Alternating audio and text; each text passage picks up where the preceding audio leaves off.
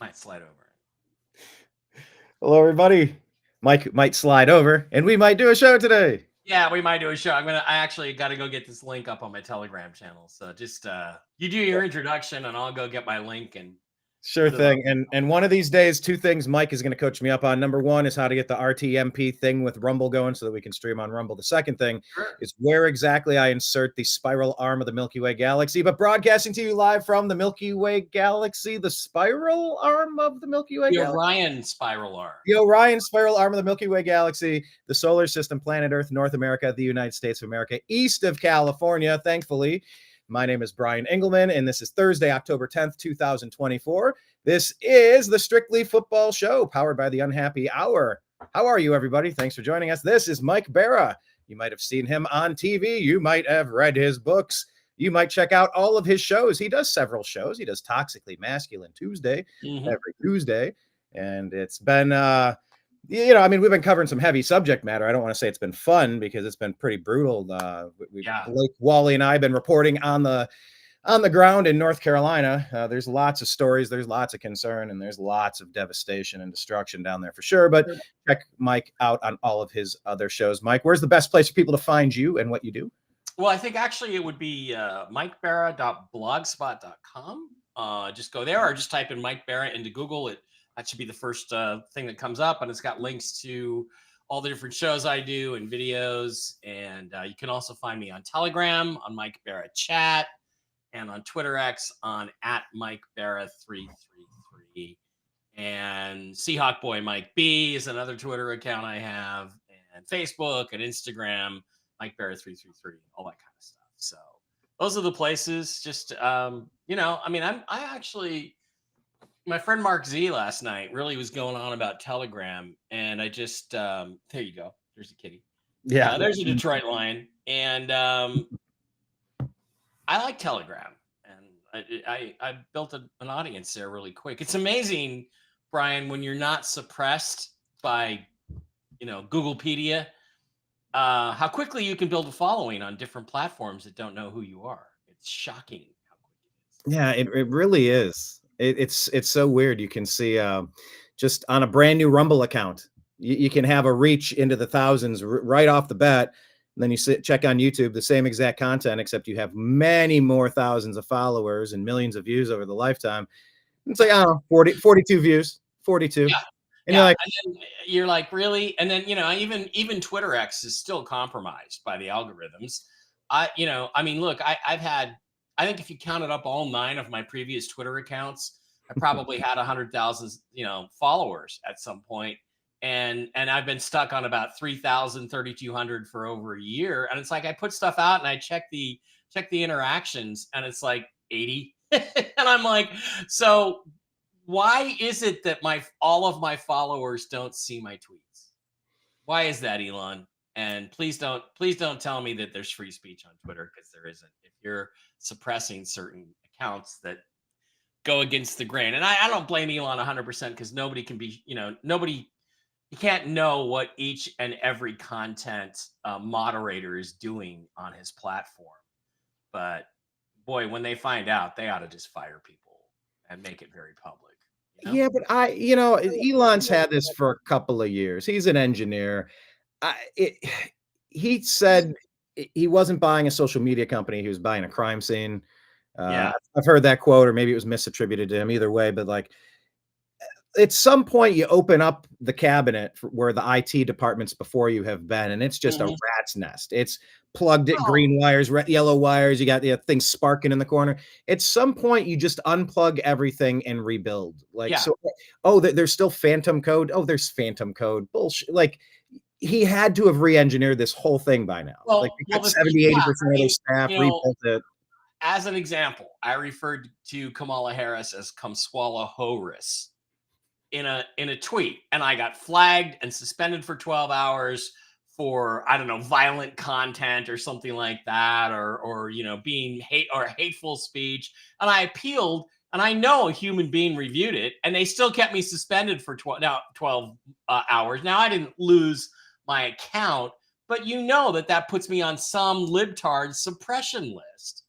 And it just, all this stuff has to stop. It has to be made illegal, and people have to go to jail that do this. Because I can call that bitch anything I want. Sorry, not to get political. Let's talk about some.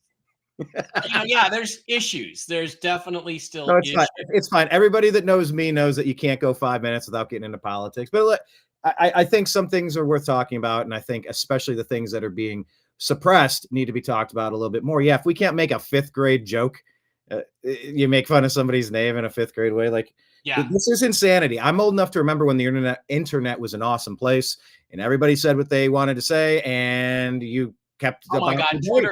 Twitter was incredible because I could just say anything and call anybody any name and be as funny and clever as I wanted, and I shot right up. And then the 2016 election happened, and they decided they needed to stamp down. Oh, that's interesting. There goes your feed. Mike's feed has paused. I can't even talk about the 2016 election. Wait, is Mike back? Your feed paused. It's got to happen like that. Just ignore it. It comes back pretty quick. So No, but you talked about the thing we weren't supposed to talk about, and that's when they got you. They're reminding you that our handlers are watching. This is the point of the show where I'd like to take a moment to speak to our handlers and just say, listen, I appreciate what you're doing. You have an inside, behind the scenes, behind the curtain opportunity. You have access to make a real difference when your time is brought up. When you are called into duty, you can sabotage the whole thing from the inside out. I'm counting on you. Humanity's counting on you to do the right well, there thing. you go. Well, knowing that we're all monitored by the thought police, I just like to randomly on every platform DM like a dick pic. So every day that somebody is looking at my profile, hey, there's my dick right in your face. There you go. Just why not? Why not? That's how you fight the power, is you make them look at your dick every single day. I call that the TSA theory. Oh, no. I'm going to opt out. Oh, no, you're touching it. You are going to touch it. We're going to make a whole spectacle. Would you like to do this in private? Oh, no. Right on full display for everybody to see. You're touching it. It's not gay if it's TSA. All right. On that note, let's talk about some football. Yeah.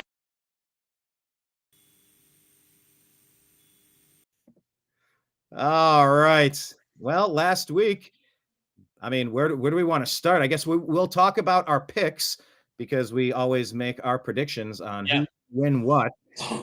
Mike's doing okay. I'm doing well. We'll talk about it. We'll talk about it. Mike lives in Vegas, and he gets some inside information on the betting. Did you want to start with any tips for the betting, or we'll roll? No, I actually don't have any. I don't have any tips from Jim this week. I didn't get any from him. I didn't ask for any because I forgot that it.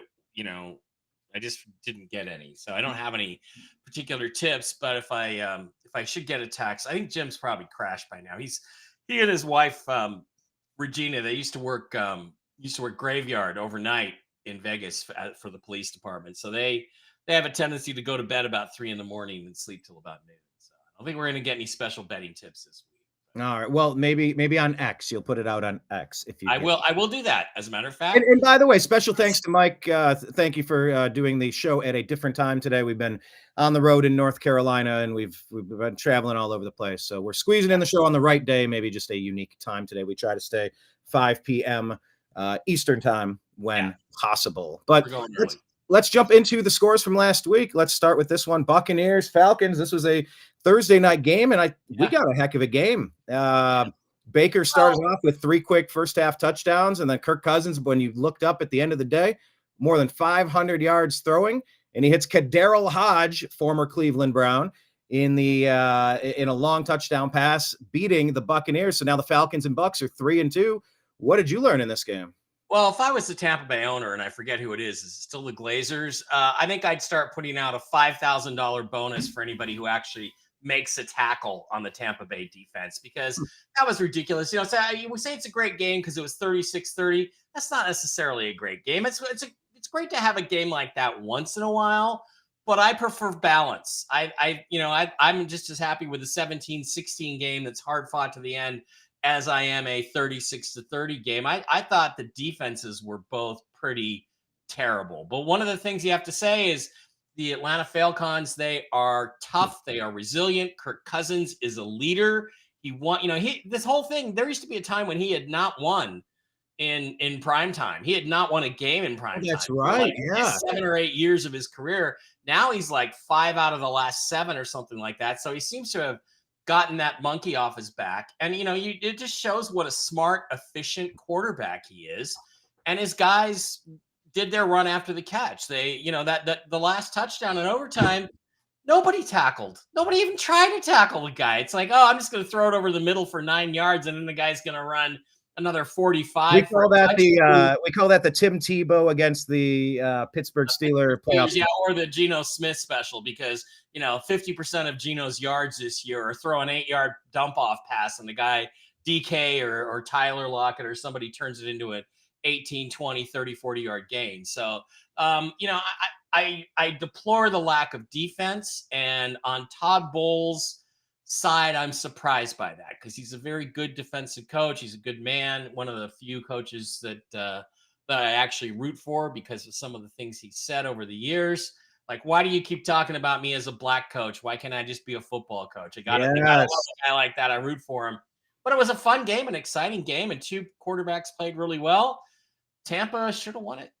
Yeah, I mean, look, they came out in the first half to 24 right there off the top, but I mean, Atlanta hung with them 17 as much as Baker 19 of 24, 3 touchdowns, only 180 yards. And the Baker haters will say, see, he wasn't able to get it done in the clutch. It's like, yeah, this loss is on just about everybody but Baker. Well, yeah, I mean, Baker wasn't out there making tackles in overtime. Give me a freaking break. You let a guy who's not exceptionally NFL fast break away for 45 or 50 or 60-yard touchdown in overtime. You're not tackling. So, $5,000 bonus if you actually make a tackle on Tampa Bay.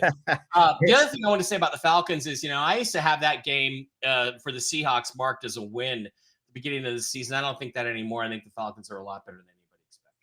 Yeah, they do have some veteran leadership, and they're starting. I mean, Drake London, 154 yards and a touchdown. Where have you been, Drake? Where have you been? I mean, a lot of it comes down to quarterback play. We saw the Cleveland Browns with Dorian Thompson-Robinson last year, even Deshaun Watson sort of not really getting it done. PJ Walker. But when we got Joe Flacco, man, did he unlock the same players, same offense, just unlocked it, went vertical. And Kirk Cousins, he's always gone vertical. He's always been able to throw it downfield to Justin Jefferson. Yeah. Wherever he's at, he airs it out. So we'll keep your eye on Drake London as a sleeper in fantasy as well. Guy, But yeah, Falcons tied with the Bucs now. Of course, they own the tiebreaker now in the AFC South. Let's move over to Jets at Vikings. Vikings are undefeated. Can they go and match the Miami Dolphins record, Mike? No, they aren't going to go 14-0 or 14-0 or 17-0-0. That's not going to happen because they're not that good. And Sam Darnold's now injured, I guess. But, how bad were the Jets? And they just look miserable. They look like they can't get any offense going. And, of course, all the people who hate Aaron Rodgers because he proved that ivermectin cures COVID, they hate him for that in the media, jump all over Aaron Rodgers. Aaron Rodgers isn't the problem. The conception and execution of the offense is. And, Robert Saleh got blamed for it with good reason. He was in his 4th year, and you should be a winner by then. They have some good players on that team. I think the owner just said, look, we have too many good players to be playing this bad. Kind of what the Seahawks owner thought last year when they got rid of Pete Carroll. But I didn't really have a problem with the way Aaron Rodgers played. And it was surprising that they let go of Saleh at this point in the season. I don't think they should have ever let him be the coach this year. But it sounds like the Jets have a bad reputation around the league, and a lot of coaches don't want to go there. So I forget who the interim coach is, but just the Jets are underperforming. They continue to underperform. Granted, it was a 6:30 a.m. Pacific time game in London. There's another one this week. We love that. I get up in the morning. I wake up about 6 usually anyway. Turn on football, watch my Premier League game, watch my NFL football, and I just got football all day long. So interesting game. I don't think you can really take much out of it other than the Vikings were good enough. And that's what matters. They were good enough. Breece Hall still not able to really unlock his talent. 9 rushes for 23 yards. Unfortunately, an injury to Aaron Jones on my dynasty team. Not so great. You were not a fan of the Jets coach, Robert was not on your favorite person list. No, I mean, I've never seen a guy so overrated by the media in my life. He had a defense with San Francisco just chock full of not just first round picks, but top 10 first round picks. I mean, all these guys, Brenton, Forrest Buckner, and all these players that they had, and I mean, every time there was a play that the 49ers defense made, they flashed to him, not the head coach, to him. And it's like, to me, it stinks of an agenda. And I believe the agenda was having to do with the fact that Saleh was a Muslim. Not only was he a black coach, he was a Muslim coach, and they really, really wanted to get him a head coaching job. And they did. And okay, Robert Saleh has reached his level of incompetence. He's the most he's ever going to be in this league as a defensive coordinator. Instead of calling that the Peter principle, will that be the Saleh principle? Yeah, the Saleh principle. Well, I mean, yeah, it's basically you eventually reach the level of your own your incompetence. Yeah. And he reached it. He's not a leader. I mean, everybody in New York hated him. The players didn't like him. The management didn't like him. And here's a guy before the game, a couple weeks ago, an hour before the game, 2 hours before the game, he's out there running stairs. And I'm like, somebody commented, I think it was a Jets fan, I think it was Mike Greenberg. He's like, shouldn't you be in the locker room scheming up those last few little adjustments to your game plan to give you an advantage, and rather than running the stairs and showing off to everybody what great shape you're in? I don't know. I never liked Saleh. I thought there was a lot of an agenda behind him. And all you have to do is look at Mike Florio on Pro Football Talk, just bitching and whining and moaning about him getting fired the way he moaned about Colin Kaepernick getting fired, to know that there was a liberal agenda on this guy. He never should have been a head coach. He never should have been a head coach. Well, he's not, and we'll see where he ends up. The coaching carousel has begun. Trust me, there are rumors in Cleveland about Mike Vrabel, who is on the staff. He's on the roster as a special consultant, I believe. I would have made him the head coach. I would have made him the head coach instantly because he's already done it. Yeah, but it's we'll get to Cleveland in a second, but I think they're just saying it's more a Jimmy Haslam problem. Doing the Jimmy Jones or the Jerry Jones impersonation, thinks he's the smartest person in the room and gets involved in the football stuff instead of just letting competent people do their thing. Now, I think that gives the general manager, Andrew Berry, and Kevin Stefanski too much of a free pass, of course. But I think the rot starts even higher up over there. Let's go to the Panthers. They're rotting away at 1-4. They sling 10 points on the board. Not so impressive, but DJ Moore, he bounces back, 5 receptions, 105 for 2 touchdowns. Caleb Williams, 20 for 29, 304 with 2 touchdowns. In the Chicago Bears, look at that. They're 3-2. It's a tough division. Look at this NFC North. Minnesota 5-0, Detroit 3-1, Green Bay and Chicago both 3-2. They're doing what the AFC North did last year. They're looking to be really tough. I mean, imagine being 3-1 or 3-2 and in second place in your division to the freaking Vikings. You don't even have their number 1 quarterback out there. So that's a good division. And look, Caleb Williams, okay? I'm not saying he's an elite quarterback because he isn't yet, but this is why it is critical to have an elite talent at quarterback, regardless of where he is in his development.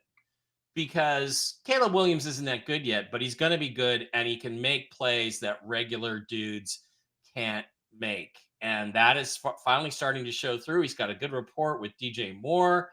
And I again, just like Justin Fields did last year. And again, I think they're really a team on the rise, and you've got to really like what they've gotten out of this guy. So, and if you look at the yards, I mean, he's thrown for more than 300 yards twice on the season. That's more than Deshaun Watson. Let's just do a quick comparison, not to make everything about the Browns, but my God, I can't even remember what a 300. Oh, wait, yes, I can. I can look back to Joe Flacco last year, but why? Yeah, what does a 300-yard game look like? Why would we do that? Let's just cut Joe Flacco. Who needs that guy sitting in your locker room? Ask Joe. Yeah, well, look, the Bears, I was impressed by their defense last year. They looked pretty aggressive. They looked swarming. Obviously, beating the Panthers is not much of a test. I will toss that caveat in there. But look, you can only beat the teams in front of you, and the Bears are doing it. They're 3-2, and they're fighting. And they're NFL teams. You beat an NFL team. That's the bottom line. Exactly. Let's go to some other NFL teams here in the AFC North. Ravens beat the Bengals on a Justin Tucker field goal. Derrick Henry, looking strong, 92 yards and a touchdown. Jamar Chase had a strong game. It looks like his slow start to the season, and maybe it was injury, maybe it was contract, but he went for 10 receptions, 193 yards, and 2 touchdowns on the day. Burrow throwing for 392 and 5 touchdowns, but just not enough. The Bengals slipped to 1-4, and the Ravens, it's just these teams with pedigree find ways to win, and the teams with a historical ineptitude find ways to lose. What did we learn in this Ravens-Bengals game? I agree with you about that. I think the Ravens were just that little bit more physical, and that's what ended up being the decisive factor in that game. Is not, and when I say physical, I don't just mean at the line of scrimmage in the trenches. I also mean, Lamar being able to take off and run, which Burrow can't do. That was an extra dimension that the Bengals had a hard time defending. Very high scoring game. Jamar Chase is making the case for, getting a couple first round picks for him from Jerry Jones and the Cowboys when they decide to overpay, as they always do, to try to make Dak look better. So, I think Jamar Chase is a great receiver, probably the best receiver in the game right now. Had a terrific game. Lamar just was Lamar. Joe Burrow was Joe Burrow. 2 elite top 5 or 10 quarterbacks going at it, and exciting game. But I think the Ravens just were a little bit too physical, and that's what ended up being the big difference. Yeah, and they're able to look. I mean, Baltimore's leading this pathetic division now after starting 0-2. Right after starting 0-2, that's pretty good. Yeah, it's Cleveland and Cincinnati both at 1-4. I mean, Cleveland and Cincinnati were both playoff teams recently, and it feels like a million years ago. Well, I mean, you got to think about it. What happens if Cincinnati ends up really bad and ends up staring a cornerback in the face in the draft? What do you do? No, they're fine with Burrow. I don't think Burrow's the issue there. Do you? Do you think Burrow's the issue? Burrow's contract might be the issue. The Brown family is notoriously cheap. And what if they say, well, we could get 2 or even 3 first-round picks for Joe Burrow, and then we got Quinn Ewers right here. Maybe we should do that. I don't know. I think that's a situation that bears watching, depending on how the Bengals season goes. I think that would definitely upset Jamar Chase if he doesn't get to play with his former quarterback. Speaking of other guys you could trade and start over again, between those 2 guys, you might be able to get 5 first-rounders out of it. Well, unfortunately, they're starting to have this conversation in Cleveland about getting something for Myles Garrett, Amari Cooper. Like they're already talking about the fire sale. Like if you're going to be bad, you need to get the maximum out of your players. And I love Myles Garrett. I played defensive end for 2 undefeated teams and back in high school, way back then. Wow. I love the defensive end position. I love Myles Garrett, but man, if I would rather see him succeed than do the Joe Thomas and spend his whole career in misery in Cleveland. Like, I would hate to see him go, but I would understand if we needed to accumulate all these lost draft picks by overspending on Deshaun Watson. But I mean, the Browns painted themselves into this corner against all of my objections. I was yelling as loud as possible, don't do this, but sadly they didn't listen to me. They didn't give a shit what I had to say. But anyway, we'll see how that shakes out. Let's talk about the Dolphins and Patriots. Patriots at 1-4. Can you remember last time the Patriots were expected to be bad? I mean, I guess pre-Bledsoe. Well, I think Bill Belichick's last season, everybody kind of knew they were going to be bad. I mean, who is it? Mac Jones, who they drafted. One really good year as a rookie, and then he just completely fell apart. And I mean, again, I think the Patriots are a team that doesn't seem to have a plan. And that result shows on the field. The Dolphins are a shell of a team, especially without Tua, and yet they found a way to win that game. And the Patriots are making the right move. They're finally just going to go to Drake May. He's had a chance to sit 5 or 6 weeks. He's seen the NFL game at full speed. You may as well just go with him. As long as you think you can protect him from getting hurt, let him play and let him take his lumps, because most rookie quarterbacks do. So you may as well let him play and see what you got in Drake May. And it's just time for that. Yeah, they're not getting anything out of Jacoby Brissett. Well, maybe you could even, look at trading Jacoby Brissett to Miami for a 5th round pick or something like that. Tyler Huntley. Yeah, I loved, if you look here at the top of the headline, the Dolphins made so many mistakes against New England. The Patriots made more in Miami's 15-10 win. It's Well, like that. and I mean, Bill Belichick is the ultimate disciplined head coach. And I don't know if you watch the Manning cast with Peyton and Eli on Monday nights, but now for the first half or so, they have Bill Belichick on. Yeah. And you will learn more about football in that first hour and 15 minutes of that first half on Monday nights, watching the Manning cast with Peyton and Eli and Belichick, than you will learn from a million different podcasts. I mean, there's so much information that's put out there, and I love it. I don't understand why the ratings aren't better, because for me as a football geek, I just absolutely love what I learned from those guys. I mean, Peyton's talking about, oh, when he comes in like this, what you got to do is you got to take a half step aside and sidearm and underneath his arm. And I'm just like, how the hell do you know that? And he's got all this stuff in his head, and Eli's just like, oh shucks, just throw it downfield and have the guy catch it on top of his helmet. With one hand, yes. Yeah, it's great. So I don't know. I think the Patriots are smart to start with Drake May now. They, throwing him out there week 1 would have been tough, but now he's had a few weeks under his belt. Let him do it. Yeah, I've seen quarterbacks come in and provide the spark. Whether it's Kelly Holcomb for Tim Couch, I mean, geez, even go back Steve Young taking over for Joe Montana. Yeah, I mean, like the backup quarterback can definitely. Kurt Warner. I mean, I love the backup quarterback position, and in Cleveland, it's usually our most popular position. Unfortunately, yeah, and I'm just going to remind you, in Cleveland, you had a chance in the expansion draft in 1999 to draft a guy named Kurt Warner, and you just passed on that. So, yeah, just wanted to let you know that. Just wanted to remind you of that. Well, we passed on Donovan McNabb and some other people too, but I think without having an offensive line, whoever we put back there was going to be a sacrificial goat. Not greatest of all time, just a goat being sacrificed behind a lousy offensive line. We can talk about the Cleveland Browns' lousy offensive line this year. It's not just offensive line. Like they're saying, Deshaun's missing his layups. Washington Commanders, they've won 4 in a row. They're sitting at 4-1 at the top of the NFC East, a game up on Dallas. Game and a half up on Philly and New York as well. So I'm assuming you watched this game. The quarterback play from Jaden Daniels looked good. He looked all right. The Browns defense looked pretty good too on several different drives, but we just couldn't put it together. We couldn't get any consistent offense. The defense got tired, got worn out, and this was a blowout. And it's very demoralizing. I did a documentary called Football Equals Family on the Cleveland Browns' perfect winless season when we lost every game and bottomed out. Came back, we did a parody parade and protest, and we marched in a zero around Cleveland Browns Stadium. It was a whole big deal. But this feels more depressing. It's very high priced now. We've mortgaged the farm with all of our draft picks that we had to give up, 2/3, a fifth, 3 first-round picks. Highest guaranteed contract in NFL history, pissed off all the other owners and the refs and the head offices with Roger Goodell. They're not happy with fully guaranteed deals. Yeah. And for what? A player with a whole bunch of accusations, character issues, and just he's been a shell of himself for 3-4 years now. He was benched down in Houston for a full year. I don't know how much worse it could get, Mike. What are you seeing when you watched this game, and then maybe just the Browns organizationally in general, where we are at this point?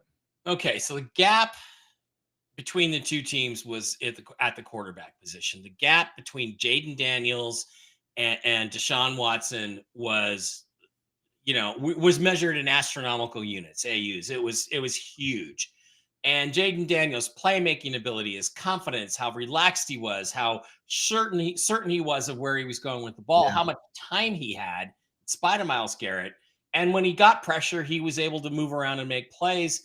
And Deshaun just struggles with everything. And again, I don't know how much blame you can place on Deshaun, because I did see a lot of third down plays. I didn't watch everything, but like on third downs, it was like watching Russell Wilson play.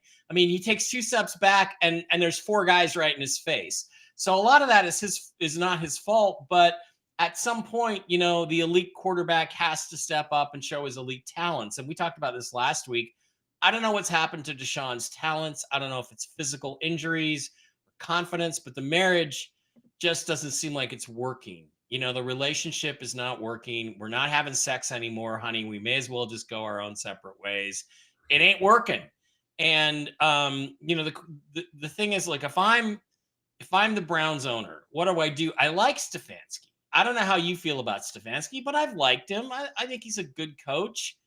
But I keep wondering, Deshaun has made noises. There are rumors coming out that he would accept a trade to another team. And nobody's going to trade for him. Nobody's going to take on that. When he says that, he knows he has to restructure his contract. He knows that. And somebody might give you a 5th round pick for him as long as he agreed to a completely different contract. We're not getting anything for him, which he may or may not do. Otherwise, I don't know what you do. You're stuck with this guy at ridiculous, just like unacceptable dead cap hits. You can't get rid of him, and so the only thing you can do is have him redo his deal and trade him to somebody that might want to take a chance on him, as long as they didn't have a lot of liability. And I think the Browns would have to pay somebody's salary, and I'm kind of with you. What you were talking about earlier, I think you give it 2 more weeks and then you put out the fire sale sign, because I think you got to start from scratch. You got to start over, and you may as well tank. You guys do have your 1st round pick this year, correct? Finally, yes. I would tank and get another quarterback. And even if that means you have $200 million out of your salary cap invested in 2 quarterbacks, you just got to do it until you can get Deshaun off the roster. Because, if you can't get it turned around, there's just no point in doing anything but tank. Well, let's take a look here in the running for top picks in the league. Panthers, Bengals, Jaguars, Rams, Patriots, Browns, Titans. These are all the 1-win teams. Panthers, Bengals, Jaguars, Rams, Patriots, Browns, Titans. We're in the running. But look at that, the 49ers right after that. Who would expected them to be right at the bottom? Yeah. I'm looking at that list. I mean, Panthers probably would take a quarterback. Bengals, no. Jaguars might. Rams would. Patriots aren't going to. You could get the 2nd or 3rd quarterback, and who knows? You could end up with the 1st round pick too. I don't think the Titans are grabbing a quarterback, but I don't know. Yeah, you never know. It's just, for me, it's a question of. I could have easily benched Deshaun Watson early. He's had 2 sub-10 QBR games. Like, the worst we've seen. Both of them are Deshaun Watson on the season. Yeah. I don't like what we gave up to get him. I don't like how we treated Baker Mayfield. Do I like Stefanski? No, I think Stefanski's highly overrated when he gets a favorable schedule. When our team sucks the year before, we get an easy schedule, and we're able to beat those teams and make the playoffs. Coach of the year. Well, next year when they make the schedules based on what your record said, we can't beat them, and then we miss the play. That's like Geno Smith, feast on the bad team. So I think you're looking at, let's just tear it down to the studs and rebuild with a new core. That's what I would do. I'll just add this as a caveat. Nick Chubb was practicing last week. I'm not sure how certain he comes back, but he's arguably the best running back in the league. Top 2, top 3, top 4. I don't know, however far you want to slide him. Certainly he's the best. He's one of the best. But he's 6 or 8 years in the league now, and guys at that age don't generally maintain that level, especially after coming back from a catastrophic injury. So I like Nick. Granted. We call him Superman because he is superhuman, but right. I think the running game could improve with him coming back for sure.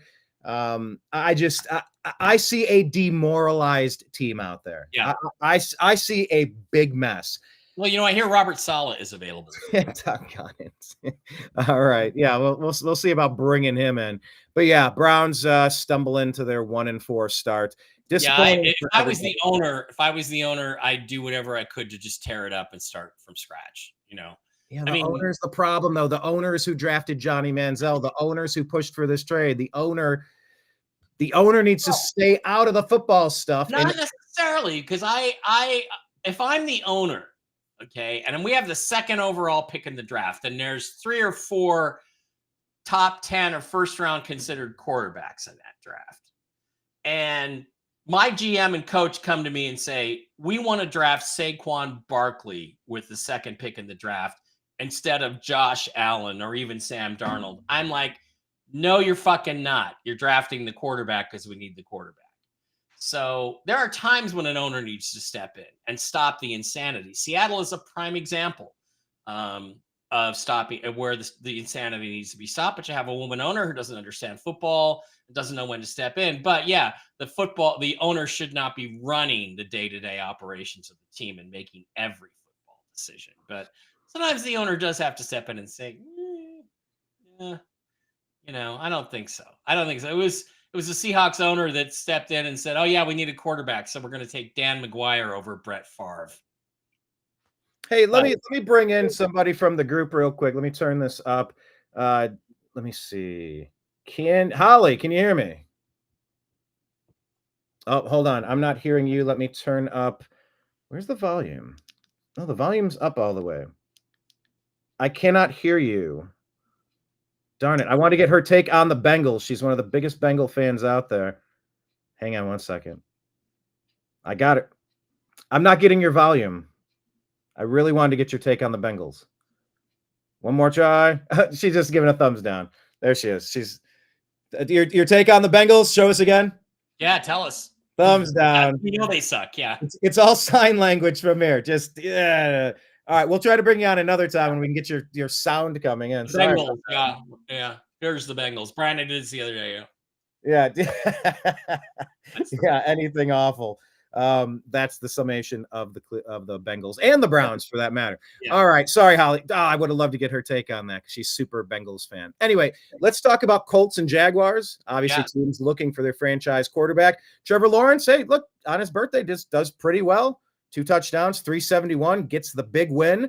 Now they're out of the winless category, beating the Colts 37-34. What's our takeaway here? People still complain about Trevor Lawrence. Hey, you know what? If Jaguars, if you end up with the number 1 pick or the number 2 pick and you want to take a young quarterback and you want to trade Trevor Lawrence to my Seahawks, you go right ahead. I'd be happy to drop a first-round pick on that guy.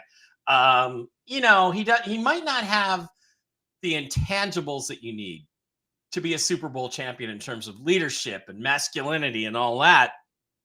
He's a little bit effeminate, and you kind of does he have a girlfriend? Is he married? I don't even. I saw a video of him walking around LA with his girlfriend, but he doesn't look very macho. Let's put it that way. So maybe there's something missing there. Yeah, Conan the Barbarian had long hair.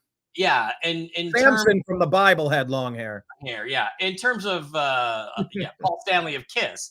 In terms of the intangibles and the leadership, you got to worry. But physically, he can do anything. I mean, he's got sort of, my brother kind of compared him to Andrew Luck. I think he's more like Drew Bledsoe. But Drew Bledsoe would have been good enough to win a Super Bowl if you put a really good team around him with some other leaders in the locker room. Are the Jacksonville Jaguars a really good team around him? No, they're a pretty terrible team. So I mean, once again, and far be it from me to be a Deshaun supporter because I was Team Baker all the way, but another pass in that Commanders game, it hits Jerry Jeudy in both hands in the end zone.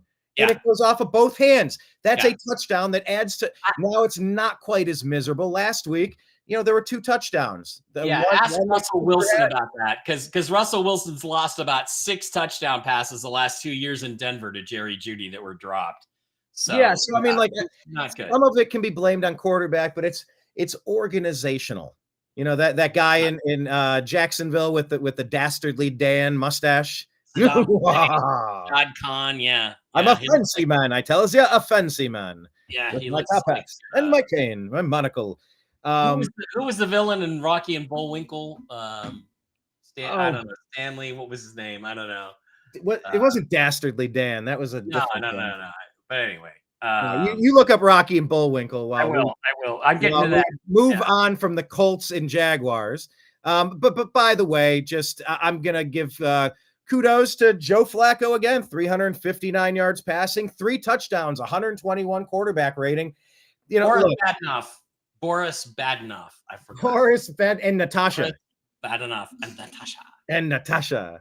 All right. I don't know. So kudos to Joe Flacco. I wish you were on my team. And although that first touchdown on 4th down was not in the end zone. Here's what I think happened, and this is again. That's the one they're showing right here on the screen, maybe. Show that again. Flacco goes and he throws.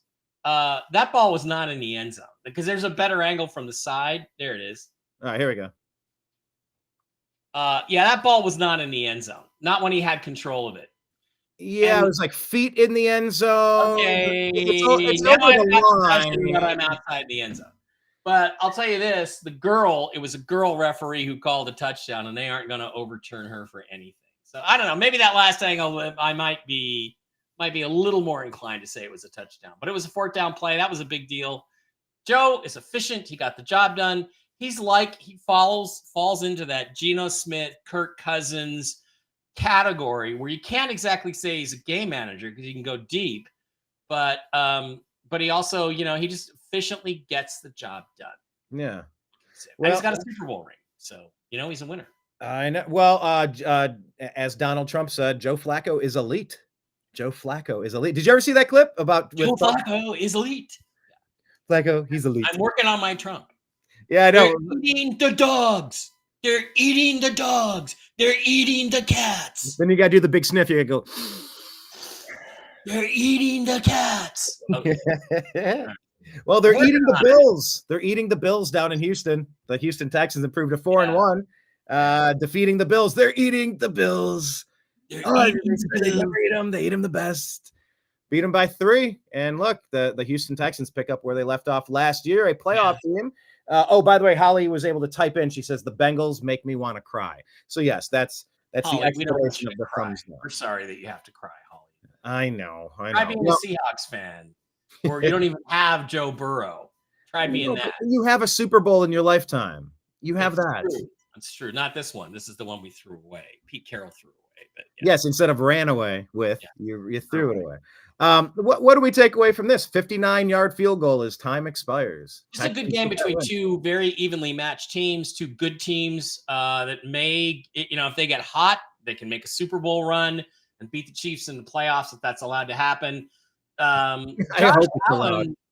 Josh Allen injured, struggled. He hit his head.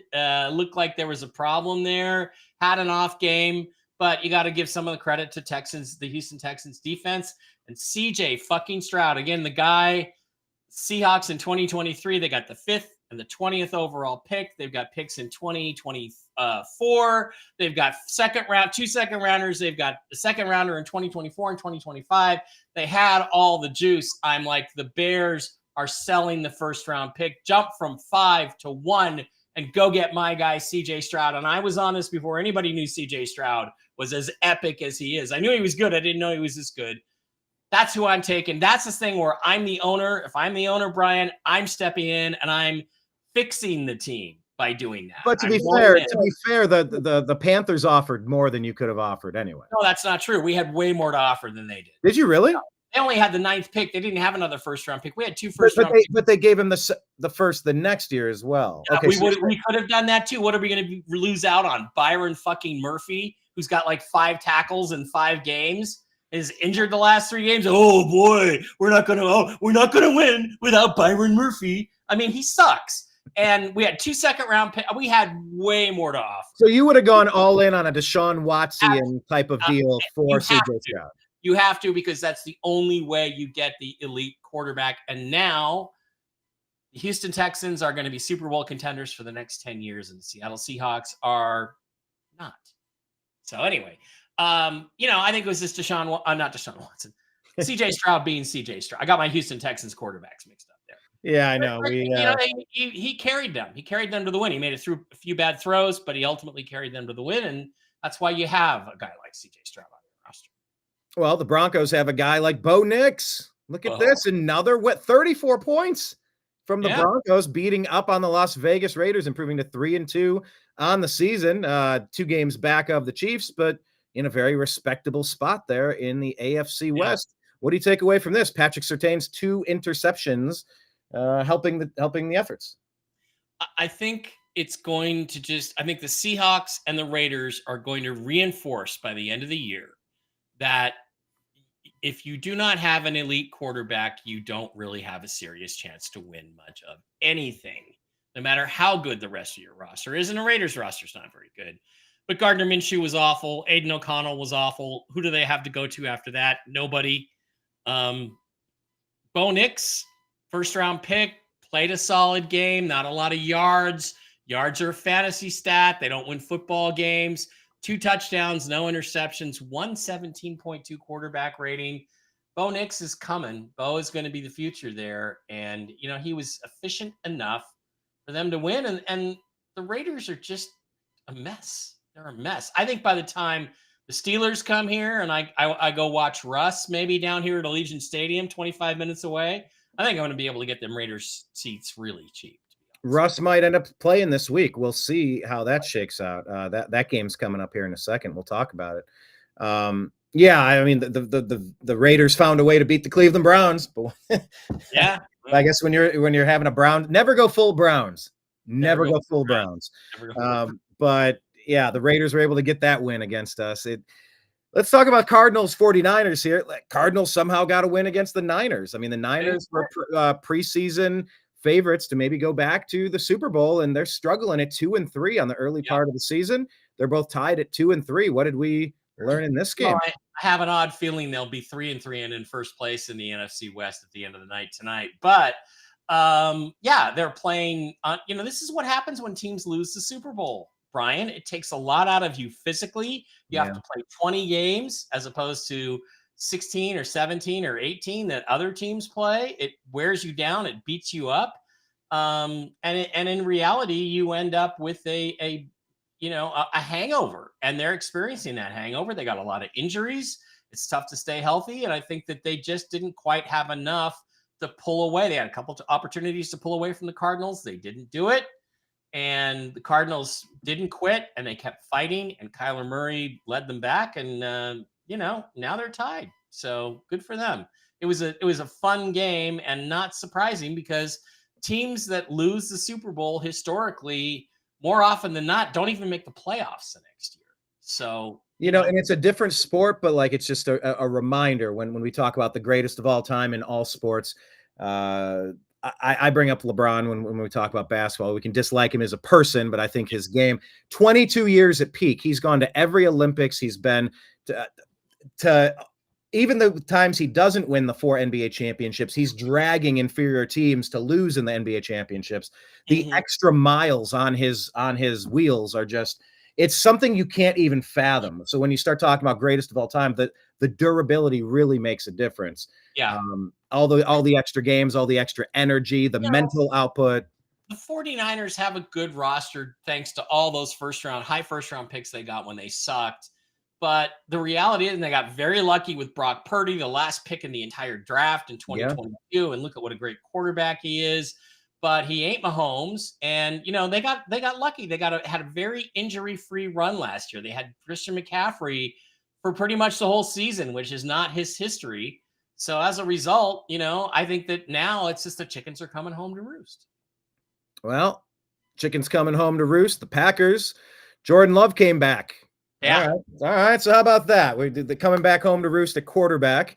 That franchise, they've had 4 quarterbacks in the last 100 years, it seems. Yeah. You get one guy for 15 years, and geez. You go to Bart Starr, and then you go through Bart Starr, and then there's the Dark Ages for almost 20 years. Right. A lot of Don Mikowskis out there.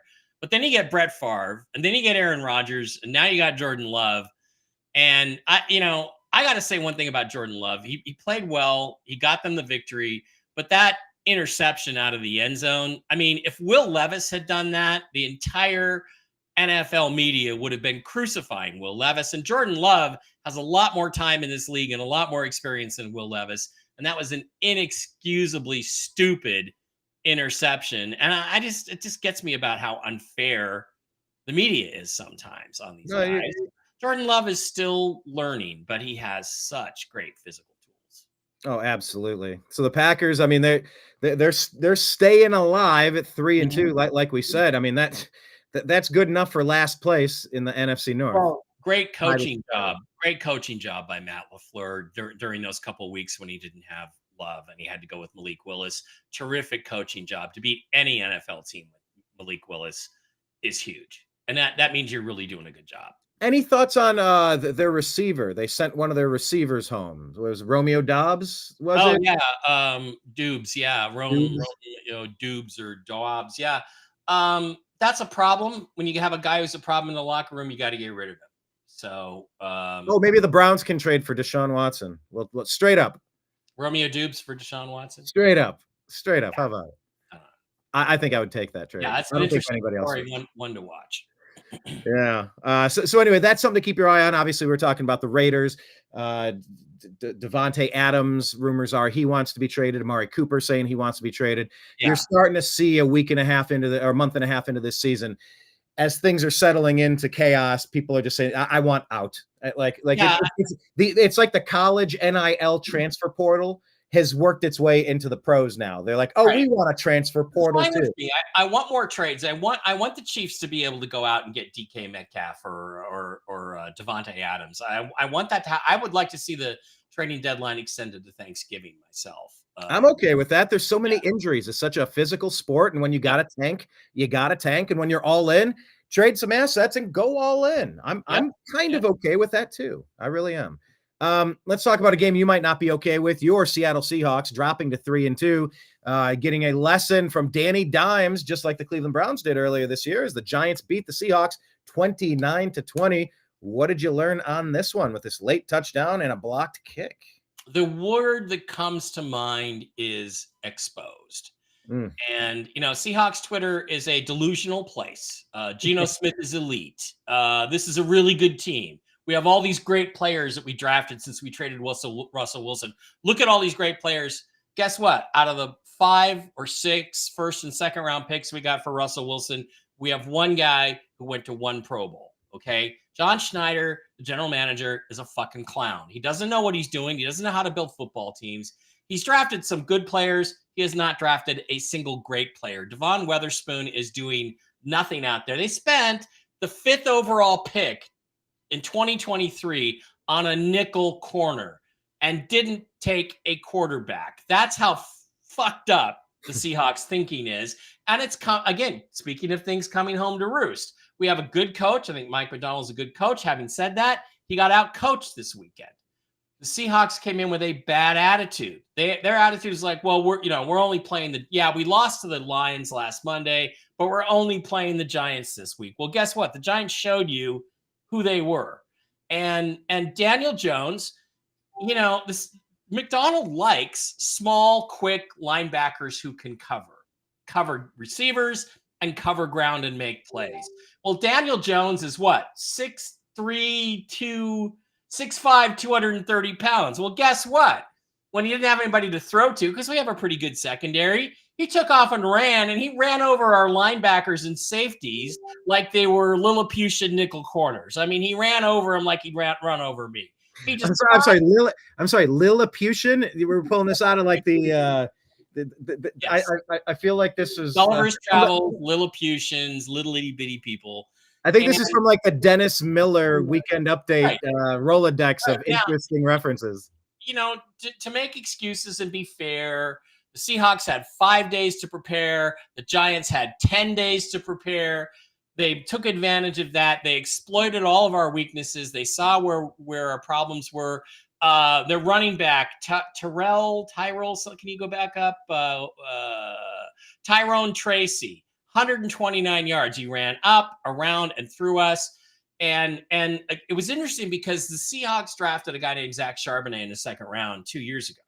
So did I in my dynasty league. And he's so slow, he can't make a play. He's more of a power back and a blocking back, but he can't make a play. And it was just shocking to me. Like when they would get the ball in the hands of Tyler there, Tyrone Tracy, how fast he accelerated. It's just like he catches the ball and zoom, and straight ahead. And the Seahawks are doing all this stuff, trying to make moves because, we're so good. And they just got embarrassed. DK Metcalf had another dumb fumble.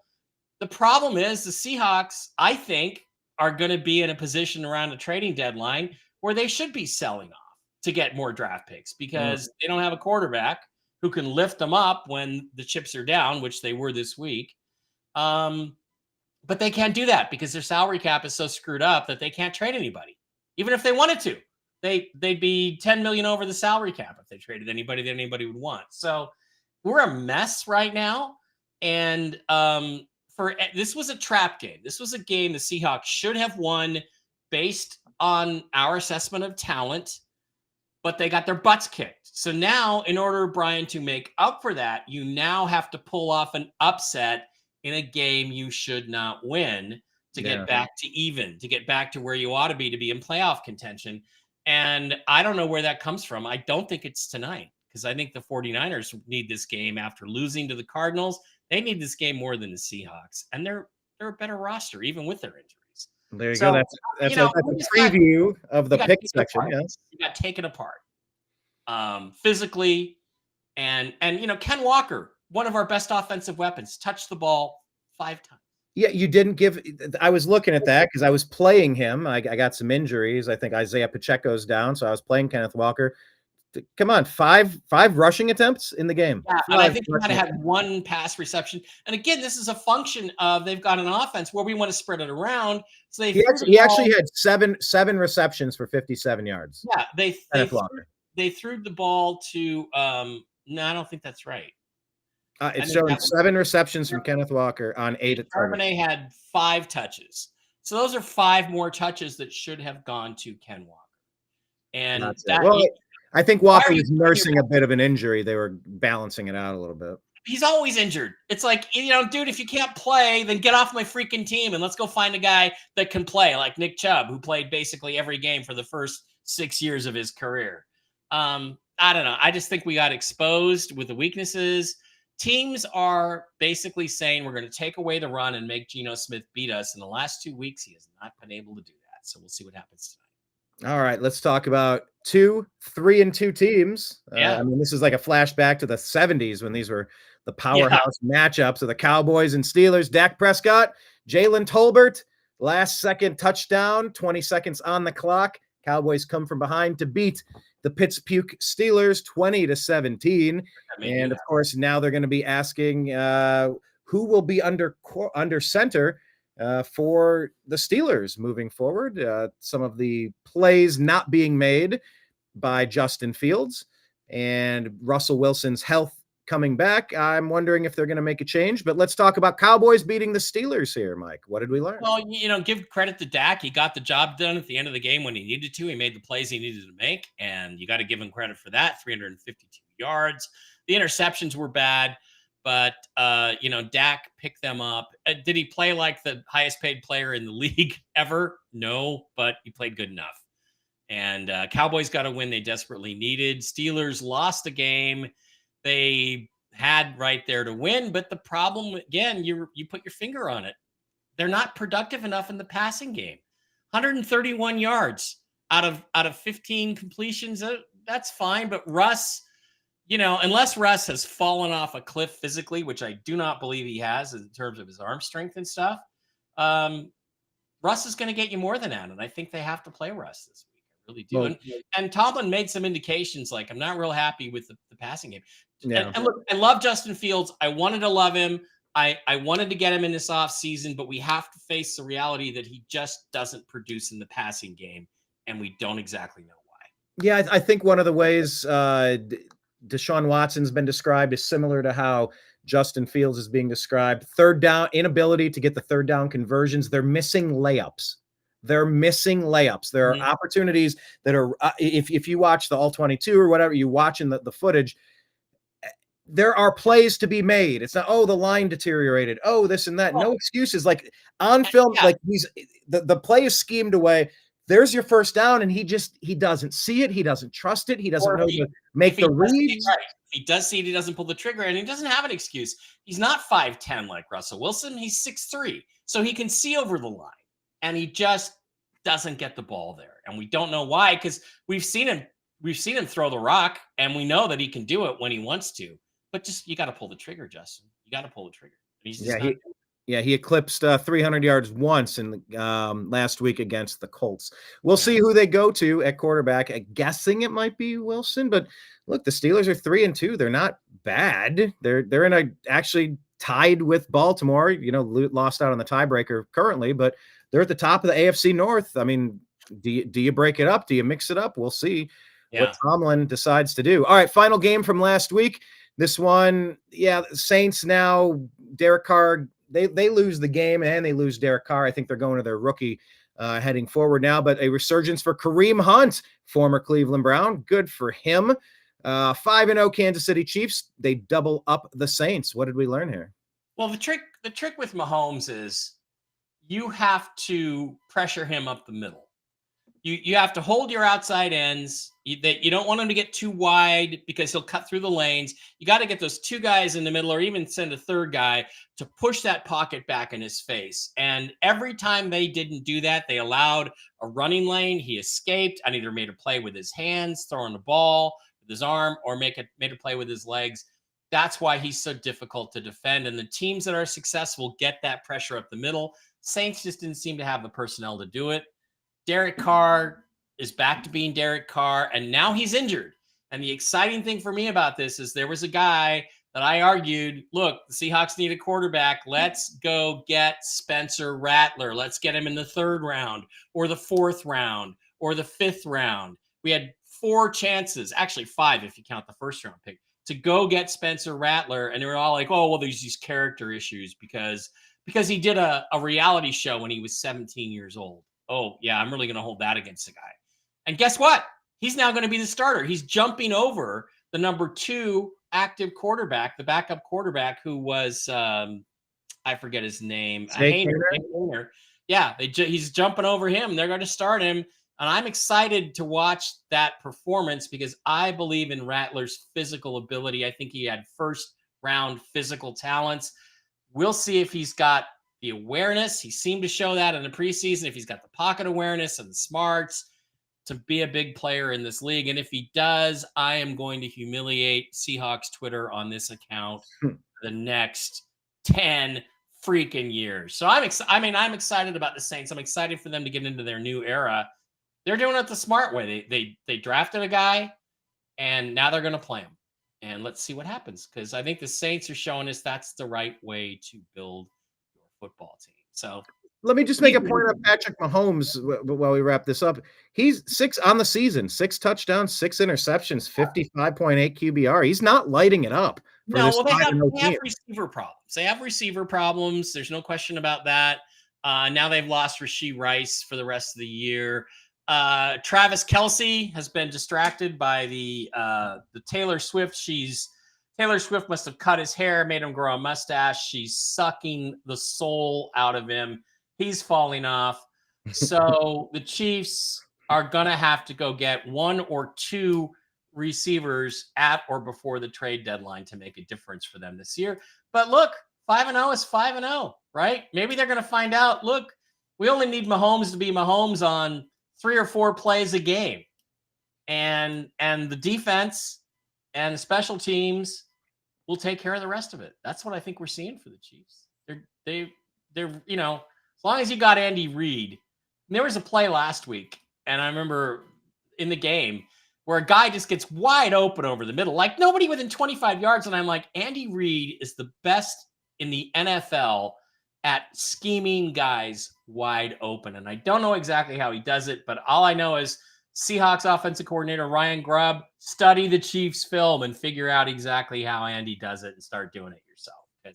How do you do that? How is it the Chiefs are always the only team with guys there's nobody around them for 20 yards? How do you do that in the NFL? I know. I don't know, but Andy Reid finds a way to do it. Because there's pick plays, and then there's misdirection, and then there's what the Browns were good at. It was running it to Chubb, but then it was the faking to Chubb and then the bootleg. Yeah. Because you had to respect Chubb enough that then you're out of position running a naked boot, and then Chubb's sitting right there. You got Njoku on another stage, and you got someone going deep and someone going thirds, and you're like, that's the other thing is that, the 49ers used to use all sorts of pick plays and cheap crap like that. Chiefs don't do that. Andy Reid just finds a way to fool everybody and lead to leaving one guy wide open, and it works almost every game. You see that happen. Nobody around him for 20 yards. Well, Mike, I think now we're going to take a look at next week. You maybe want to pull up your. You want me to go first? Okay. Yeah, because I went first the first 3 weeks. I don't know if it makes a difference or not, but I need to listen to your wisdom before I go bonkers with my upsets, because I'm following. What is your record so far? Let's compare. Let's review last week. I was 8-6, another winning week for me. I lost out on Tampa and Atlanta. I lost out on Buffalo at Houston. I should not have doubted CJ Stroud. Lost out on the San Francisco game. Who could see that coming? Was stupid and picked the Seahawks over the Giants. So I had a pretty good week, 8-6 on the season. I am 47-31. You're gonna have a hard time catching me. Luckily, yeah. By the way, on the season, I'm 34-44. So yeah, there's a reason I don't play the ponies. There's a reason I don't play the ponies. It could absolutely still happen. So let's go through and pick the games for this week.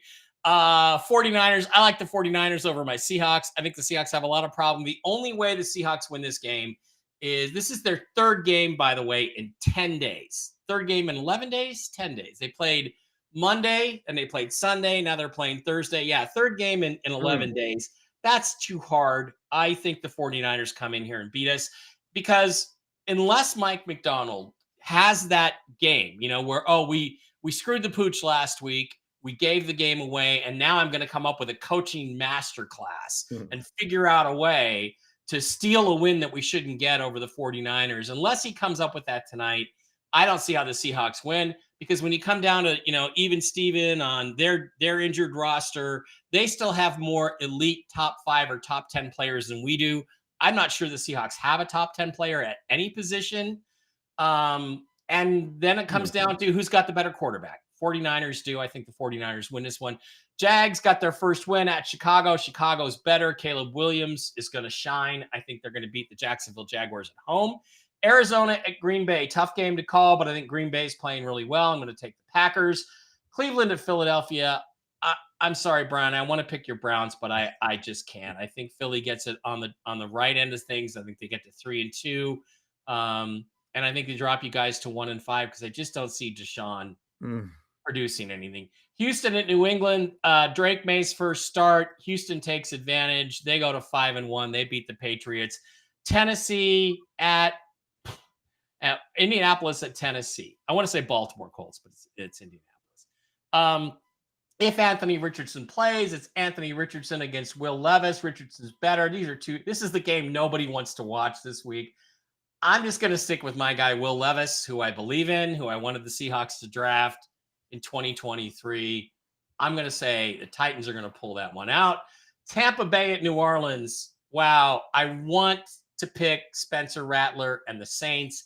I just can't. I think Tampa blew a game they should have won on Thursday night.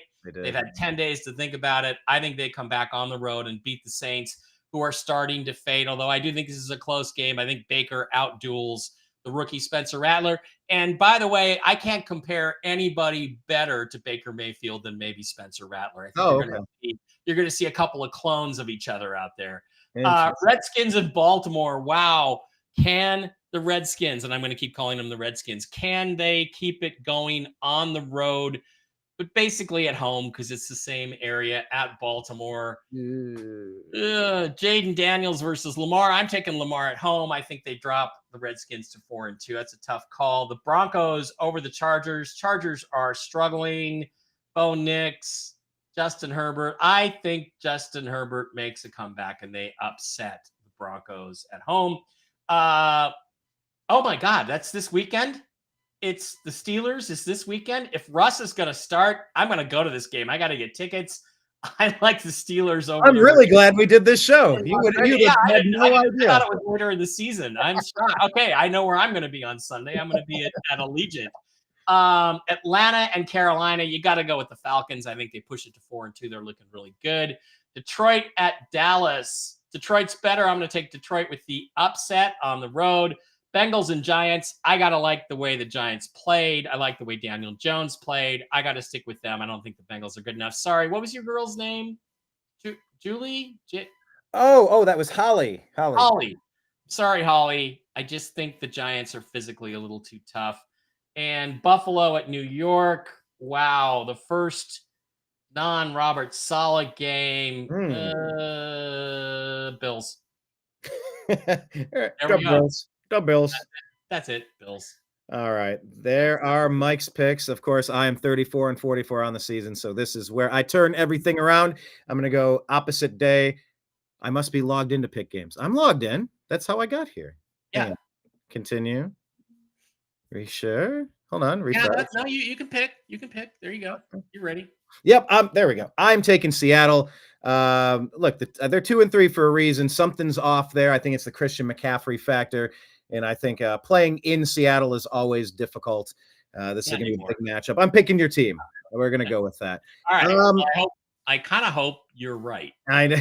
Okay. Yes, we're doing this for fun, but like it really counts when it's your hometown team.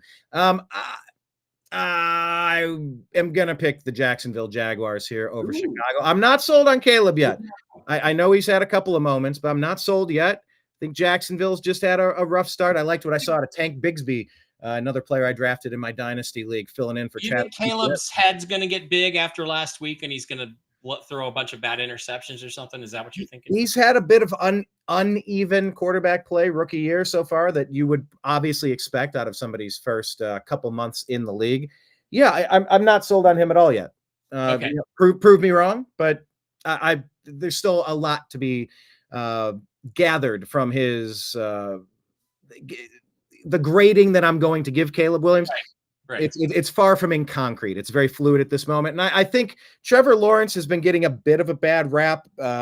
So I think a bounce back here. I think Jacksonville's going to return to a little bit of respect. Yeah, Jags, if you want to draft a new quarterback in the first round, by all means, send Trevor Lawrence to my Seahawks. We'll take him. Yeah, we'll take him in Cleveland too. Arizona, Green Bay. I'm going to go with Green Bay at home. That's hard to pick against. Yeah, I'm going to go something stupid here.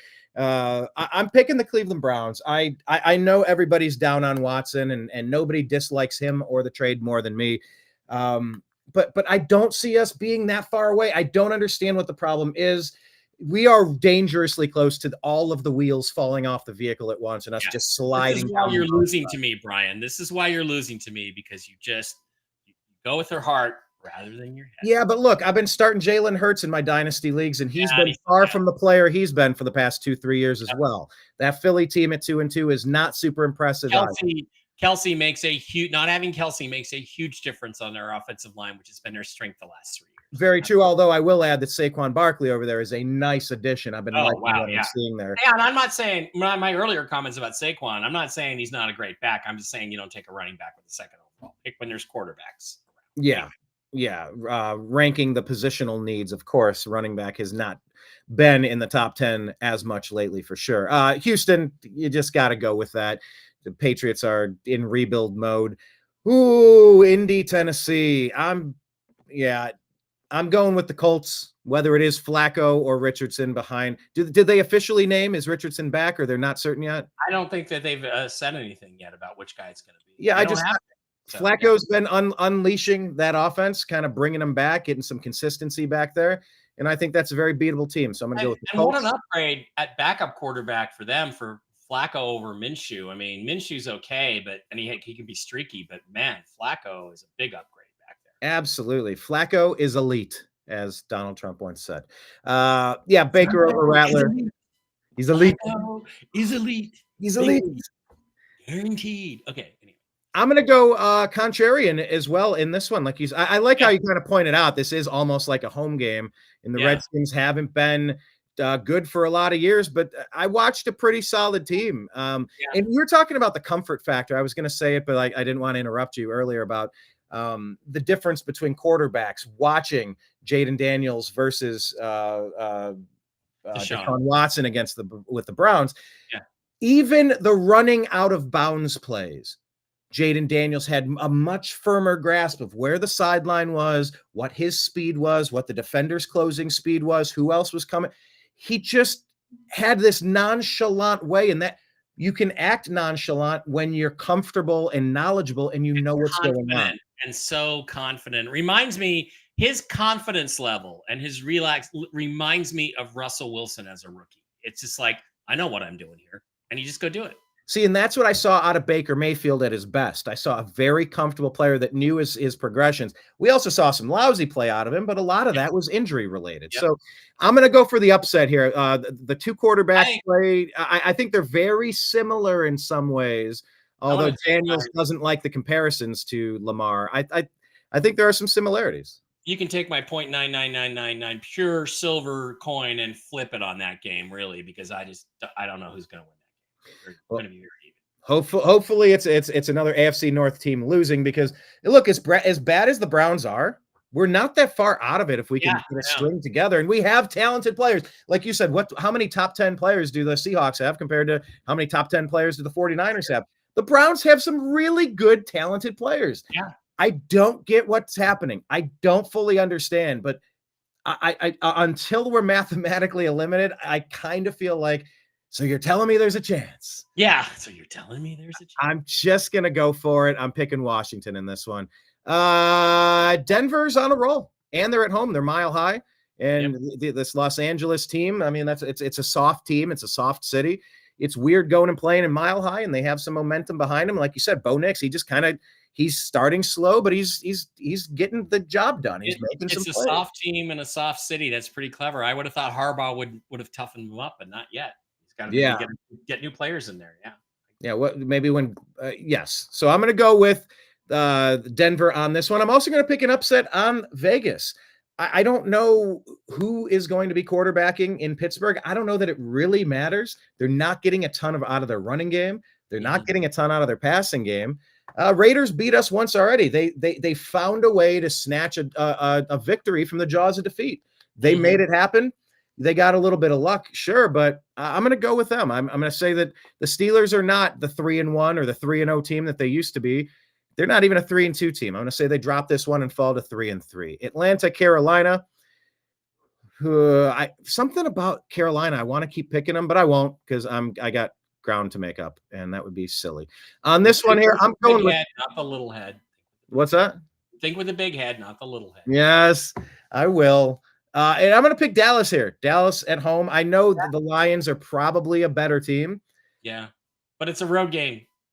It is a road game. And so I think Dallas is going to pull this one off. I think Cincinnati is going to bounce back. Okay. New York showing more life than we thought, but come on, the Bengals are not a 1-4 team. I don't think they are. Up to Holly on that one. Yes, Holly would probably agree. Big head, not the little head. Don't suck up to Holly. No, Holly knows. I spit whatever I'm thinking. Like, it all just dumps out on the table. I have no particular love for Cincinnati. I don't have any particular hate for Cincinnati either. Yeah. Especially we're in a division with Pittsburgh and Baltimore, who stole our Cardinals. For me, it's like they're just irrelevant. I don't really hate them. I just want to beat them twice a year and get it out of the way, but I don't really care about it. Exactly. In this one, the very first game, we'll call this the first game of the Aaron Rodgers era, since he's now the head coach. Yes, we're putting it on you like we did LeBron James. You're playing general manager and head coach. We all know it. You can pretend you're not, but that spat on the sidelines 2 weeks ago, and Robert is gone. So I'm going to say game one of the Aaron Rodgers era. They get the win over the uneven Buffalo Bills, who seem to be struggling a bit this season, and especially, like you said, a dinged up quarterback situation. That'll be an interesting Monday night game. There's no way around that. Absolutely.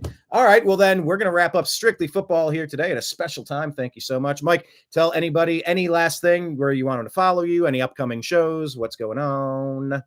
No, I'm going to be on tomorrow with Real News Live around the same time. It's going to be 10 a.m. Pacific, 1 p.m. Eastern with Zester Zerfoss. We're going to be talking cryptocurrencies and impact healthcare and a few things like that. That's my last show of the week. And I didn't realize it, but apparently this week I'm going to Allegiant to watch a football game. If Russ starts, I'm going to see the Steelers and the Raiders. I'll get cheap seats along with my bro, but we're going to go watch the Steelers and the Raiders and try not to get my ass kicked because I'm wearing a Seahawks Russell Wilson jersey. I'm going to try. Well, the good thing is that Vegas is a completely transient city. I know Los Angeles is as well. It's very transient. Any of those games, you don't mess with those Raiders. I mean, that's true. I went to Jokeland once and I kept my mouth shut. My cousin made me put a shirt over my Browns shirt and said, "You are not taking me into this stadium wearing a Brown shirt. We're not getting shanked today." But I think in Vegas, half the people at any Vegas game, they're there to get a They're just wearing a jersey. Yeah, they're not really big. Yeah, they're not pot committed. But send us something and tag us on X if you end up out there with your brother. You go to the game. We'll stay connected with you there. And so we'll be back. You need to get a fully football Twitter X account. You need a separate fully football. Well, I would. Yeah, I will. I'll do a Strictly Football X account. In the meantime, we can do @the unhappy hour _. The unhappy hour. The unhappy hour _. That could But be. yes, that's a good point. We do need to get that additional page up as well. All right, cool. Well, then we'll be back. I don't know what time I'm doing the show with Blake today for Agree to Disagree. I might be indisposed. So we might have to try this a different way, but stay tuned. We're going to aim for 3 o'clock Eastern. Otherwise, it's Tuesday, Thursday, 3 o'clock Eastern with the Agree to Disagree show. And then we'll try to be back next week on Thursday, 5 p.m. Eastern for Strictly Football. You're doing not the Nanu Nanu. You're doing the Live Long and Prosper. Live Long and Prosper. Was there a Nanu Nanu with Robin Williams? Did he have a hand? That was Mork and Mindy. But did he have a hand thing? I know that's Live Long and Prosper, but did he have was it? I don't remember. I don't think so. I think he just said that. Nanu Nanu. All right. Well, now we're going down the Wayback Machine. A little bit gay, but yeah, let's not go there. Yes, trying to find the late 70s, early 80s sitcom references. I was just watching an old Cheers episode from 1981. I'm like, that was from 1981? Good God, Woody Harrelson. You have Kirstie Alley. Oh, back in the day. All right, perfect. Well, then we're signing off for now. Thanks for finding us. We're going to talk Strictly Football again next week. Good luck to your team, unless it's someone the Browns are playing, unless it's someone the Seahawks are playing. All right, we'll talk to you later.